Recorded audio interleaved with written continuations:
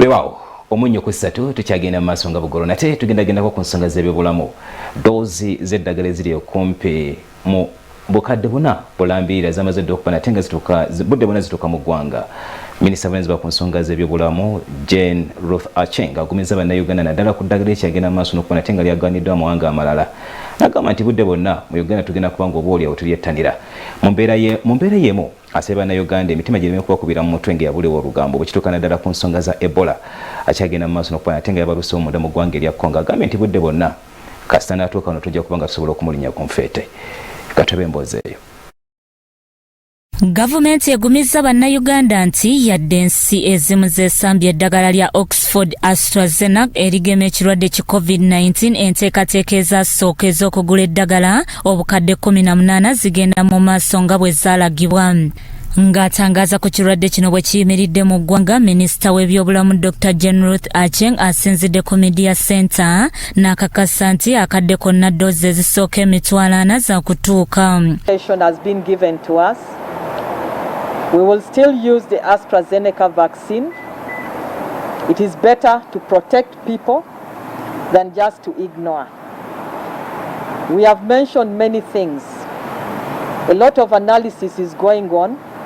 Scientists are capable of boosting the same vaccine to cover for the variants.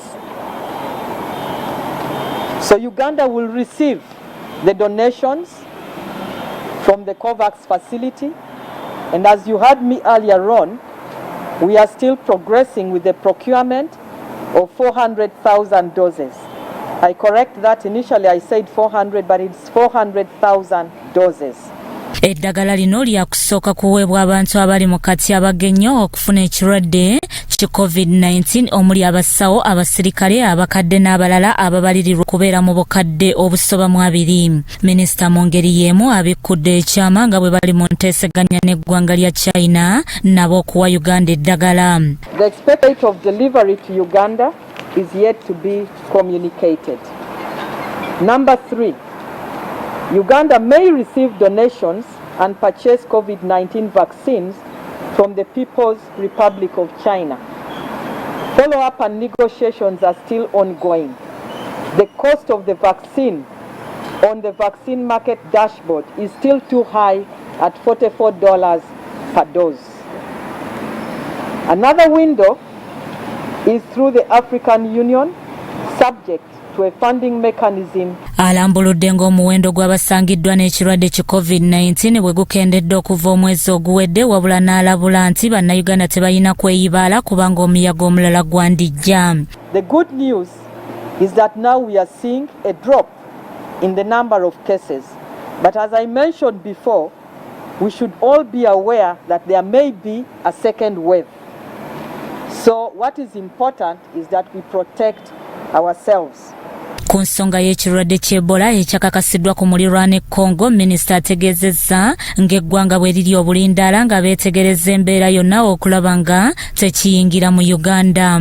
Of this, the country has heightened surveillance and preparedness, and the following activities are being undertaken to prevent the importation of Ebola virus disease in Uganda.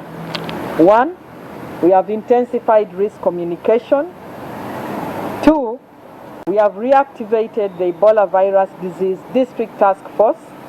And 3, we dispatched a team of rapid response people to Kasese district, and they will be giving us a comprehensive information on the situation.